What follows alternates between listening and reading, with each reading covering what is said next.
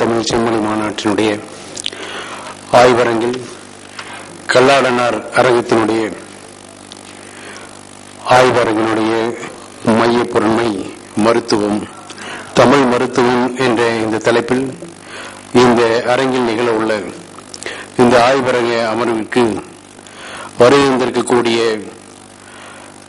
ஆய்வாளர்கள், நோக்கர் பெருமக்கள், கட்டுரையாளர்கள், கருத்துக்களை பரிமாறக்கூடிய தமிழ் சிந்தனையாளர்கள் மற்றும் உள்ள பேராசிரியர் பெருமக்கள், தன்னார்வலர்கள் அனைவரையும் முதலில் வணங்கி வரவேற்கின்றோம்.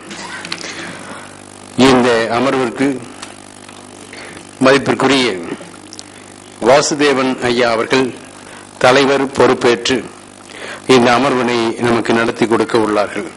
அந்த வகையில் செந்தில்குமார் அவர்கள் தொல்காப்பியம் சார்ந்த கட்டுரையினையும், அதனை அடுத்து அல்பன்ஸ் ஐயா அவர்கள் தமிழர் கண்ட வர்மம் அதனுடைய மருத்துவம் தொடர்பான கட்டுரையையும், மதிப்பிற்குரிய தலைவர் ஐயா அவர்கள் வாசுதேவன் ஐயா அவர்கள் தொல்காப்பியம் கண்டிருக்கக்கூடிய தமிழ் மருத்துவத்தினுடைய கூறுகள் என்ற தலைப்பையும், அதனைத் தொடர்ந்து அன்பு செல்வி ஸ்ரீதரன் அம்மையார் அவர்கள் யாழ்ப்பாணத்தில் இருக்கக்கூடிய எழுதும் அது தொடர்பான சிந்தனைகளையும் இங்கு வழங்க உள்ளார்கள். இந்த அமர்வை சீரும் சிறப்போடு நடத்தி கொடுக்க உங்கள் சார்பில் மதிப்பிற்குரிய வாசுதேவன் ஐயா அவர்களை வேண்டிக் கொள்கின்றேன். அதனைத் தொடர்ந்து இந்த அமர்வனுடைய கருத்துக்கள், கலந்துரையாடல்கள் என்று தொடர்ந்து நிகழக்கூடிய அனைத்தும் ஒளிப்பதிவு செய்து கொண்டிருக்கக்கூடிய சூழலை நாம் நினைவில் வைத்து நம்முடைய அலைபேசி அனைத்தினையும் ஓசை எழாத வகையில் சைலண்டில் வைக்கும்படி அன்பு கூர்ந்து உங்களை கேட்டுக்கொள்கின்றேன். தொடர்ந்து அரங்கு நிகழ உள்ளது, சிறப்பாக நடத்தி கொடுக்க வேண்டுகின்றேன். நன்றி, வணக்கம். அனைவருக்கும் வணக்கம்.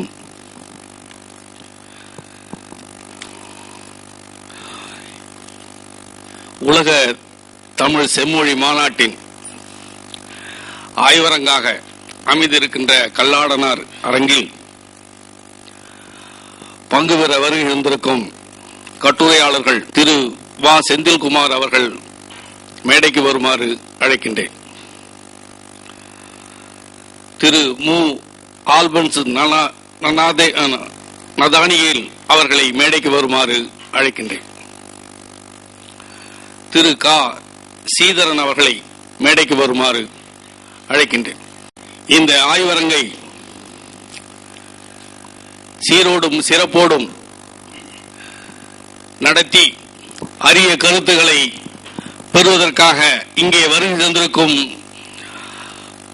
தமிழ் ஆர்வலர்கள் அனைவரையும் இந்த அரங்கின் அமைப்பாளர் குழு சார்பாக வரவேற்கின்றேன். இந்த ஆய்வரங்கில் தமிழ் மருத்துவம் என்னும் தலைப்பின் கீழ் 4 பேர் கட்டுரை வழங்க இருக்கின்றார்கள். திரு வா செந்தில்குமார் அவர்கள் தொல்காப்பியம் சரக சம்கீதை தமிழ் மருத்துவம் வரலாறு எங்கள் பார்வையில் என்ற தலைப்பின் கீழ் கட்டுரை வழங்க இருக்கின்றார். திரு மு ஆல்பன்ஸ் நதானியேல் அவர்கள் தமிழர் கண்ட வர்மமும் மருத்துவமும் என்ற தலைப்பின் கீழ் ஆய்வு கட்டுரை வழங்க இருக்கின்றார். திரு கா சீதரன் அவர்கள் யாழ்ப்பாணத்தில் எழுந்த தமிழ் மருத்துவ நூல்கள் ஓர் பார்வை என்ற தலைப்பின் கீழ் கட்டுரை வழங்க இருக்கின்றார். எனது கட்டுரையாக தொல்காப்பியத்தில் தமிழ் மருத்துவ கூறுகள் என்ற தலைப்பின் கீழ் ஒரு கட்டுரை வழங்க இருக்கின்றேன். காலத்தின் அருமை கருதி முறையாக தர வேண்டிய காலத்தை சுருக்க வேண்டிய நிலையில் நாம் இருக்கின்றோம். அதற்காக ஒவ்வொரு கட்டுரையாளரும் கட்டுரை படிக்கின்ற நேரம், கேள்வி நேரம் ஆகிய இரண்டையும் சேர்த்து 15 மணித்துளிகளில் தங்களுடைய கட்டுரையை பதிவு செய்ய வேண்டுமாறு கேட்டுக்கொள்கிறேன். அதற்கு கேள்வி நேரத்தில் ஒரு 2 நிமிடமோ 3 நிமிடமோ ஒதுக்கி அதுக்கு தகுந்த மாதிரி தங்களுடைய கட்டுரையை பதிவு செய்ய வேண்டுமாறு கேட்டுக்கொண்டு, முதல் கட்டுரையாக திரு வா செந்தில்குமார் அவர்களை அழைக்கிறேன். இந்த அமர்வின் தலைவர் அவர்களுக்கும் மற்றும் ஏனைய அவையோர் அனைவருக்கும் என் முதற்கண் வணக்கம். தொல்காப்பியம் சரக சம்ஹிதை தமிழ் மருத்துவம் வரலாற்று இயங்கியல் பார்வையில். முன்னுரை. மனித இனம் தழைப்பதில், நோயின் பிடியிலிருந்து தற்காத்துக் கொள்வதில் மருத்துவம் சிறந்த பங்காற்றுகின்றது. இம்மருத்துவமானது தொடர்ச்சியான அனுபவங்களினால் சுற்றுப்புறங்களை, பிற உயிரினங்களை உற்று நோக்குவதனால் உண்டான அறிவினை தொகுத்தே முறைப்படுத்தப்பட்டுள்ளது. இதனை வலுவ பிண்டம் நாப்பன் ஏமுற்று இருவெதிர் ஈன்ற ஏற்றிலை கொழுமுனை சூழ்முதிர் மடப்பிடி நாள்மேயில் ஆறும் என்ற நற்றினை அடிகள் தெளிவுபடுத்தும். தமிழ் மருத்துவத்திலும் சூதகத்தடை என்னும் மாதவிலக்கு வராத நோயினை இல்லையில் மூங்கில் குருத்தினாலாகிய மருந்தை கொடுக்கும் வழக்கம் உள்ளது. இதன் அடிப்படையில் தான் மூங்கில் குருத்தை உண்ட சூளுற்ற யானைக்கு கருச்சிதைவு ஏற்பட்டதாக மேற்காட்டிய 2000 ஆண்டிற்கு முந்தைய தமிழ் மருத்துவ அறிவை தாங்கி நிற்கும் சங்க இலக்கிய பாடல் உணர்த்துகிறது. உலகில் உள்ள ஒவ்வொரு மனித இனத்திற்கும் தனியாக ஒரு பாரம்பரிய மருத்துவ முறை உண்டு. அவ்வகையில் தொல்தமிழ் இனத்திற்கென்றும் ஒரு மருத்துவ முறை உண்டு. அதுதான் சித்த மருத்துவம் என அழைக்கப்படும் தமிழ் மருத்துவமாகும். தொன்மையான இதன் காலம் கிபி 6ஆம் நூற்றாண்டிற்கும் பிற்பட்டது என்றும், தமிழில் இரசநூல் முதலியது ஏதேனும் இருந்தால் அதுவும் ஆயுர்வேத நூல்களை ஆதாரமாக கொண்டே ஏற்பட்டதாக தீர்மானமாக கூறலாம் என்றும், நாத்திகவாதிகள் பிராமண நிறுவனங்களை நோக்கி கண்டன கணைகள் தொடுத்தார்களேனும் பிராணாயாம பயிற்சியை மேற்கொள்ளத்தான் செய்தார்கள் என்றும் பிழையாக கூறி வருகின்றனர். சித்தர்களின் காலம் கிபி 6ஆம் நூற்றாண்டுக்கு பிற்பட்டது என்றால் சித்தர்களுக்கு முன்பு தமிழர்களுக்கு மருத்துவம் இல்லையா என்ற கேள்வி எழுகின்றது. இக்கேள்விக்கான விடையை தொல்காப்பியம், சரக சம்ஹிதை இவற்றை வரலாற்று இயங்கியல் அடிப்படையில் ஆராய்வதன் மூலம் தேடுகின்றது இக்கட்டுரை. கோட்பாடு. தொல்காப்பியமானது தொடக்க கால பொருள் முதல் கோட்பாடுகளை, யோக, உலகாயுத, சாங்கிய கோட்பாடுகளை பெயர் குறிப்பிடாமல் விளக்குகின்றது. எப்படியெனில்,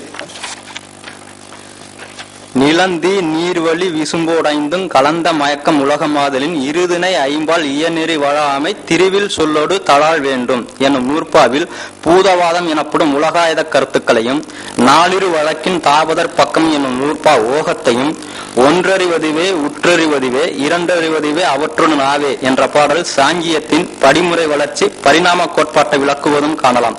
சரக சங்கீதையும் 5 மகாபூதங்களும் அவற்றின் இயற்கை குணங்களும் என்னும் தலைப்பில் விண், காற்று, தீ, நீர், நிலம் என்பன 5 மகாபூதங்கள். ஒளி, தொடுதலுணர்ச்சி, நிறம், சுவை, மனம் இவ்வைந்து முறையே அவற்றின் இயற்கை குணங்கள். இவற்றில் விண்ணிற்கு ஒளி என்னும் ஒரே குணம்தான் உண்டு. மற்ற காற்று முதலானவைகளுக்கு மேற்கண்ட ஒவ்வொரு குணமும் அதிகமாகும். ஆயினும் குறிப்பிட்ட பூதத்திற்கென கூறிய குணம் அதற்கு முக்கிய குணமாக கொள்ள வேண்டும் என்று உலகாயுத கோட்பாட்டையும் 5 ஐந்துக்களின் விளக்கம் என்னும் தலைப்பில் செவிப்புலன், மெய்ப்புலன், கட்புலன், சுவைப்புலன், நுகர்ப்புலன் என 5 அறிவு புலன்கள் முறையே அவ்வறிவு புலன்களால் அறியப்படும் பொருள்களான ஆகாயம், காற்று, நெருப்பு, நீர், நிலம் என்பன.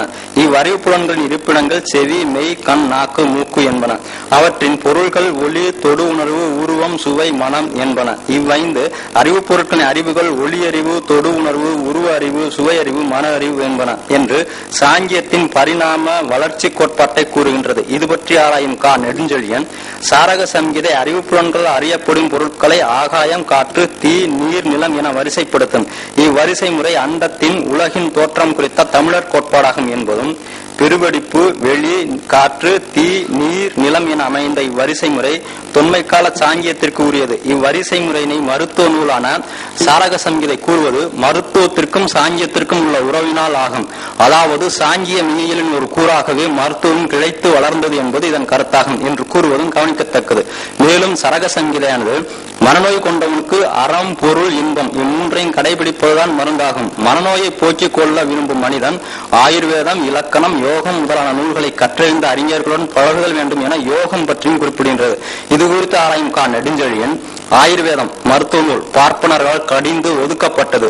இலக்கணம் வியாகரணம் என அழைக்கப்படும் பேச்சுக்களையும் வரைவிலக்கணம் என்றும், சாரக சம்ஹிதை யோகம் என குறிப்பது சாங்கியம், யோகம், உலகாயுதம் என்னும் கோட்பாடு